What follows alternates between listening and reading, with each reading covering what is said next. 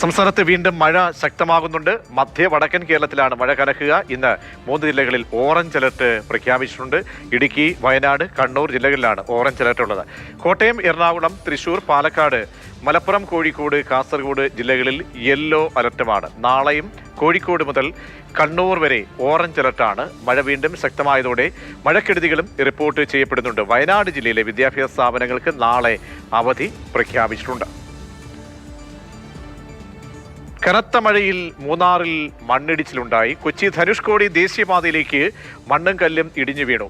മൂന്നാർ ഹെഡ്വർക്ക് ഡാമിന്റെ സമീപമായിരുന്നു മണ്ണിടിച്ചിൽ. ഭാഗികമായി തടസ്സപ്പെട്ട ഗതാഗതം പിന്നീട് പുനഃസ്ഥാപിച്ചു. മൂന്നാർ പോതമേട്ടിൽ മരം വീണ് 2 തോട്ടം തൊഴിലാളികൾക്ക് പരിക്കേറ്റു.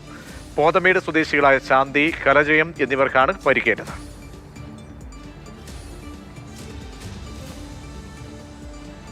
മഴ ശക്തമാവുകയും മണ്ണിടിച്ചിൽ ഉണ്ടാവുകയും ചെയ്ത സാഹചര്യത്തിൽ മൂന്നാറിൽ ഗതാഗത നിയന്ത്രണം ഏർപ്പെടുത്തിയിട്ടുണ്ട്.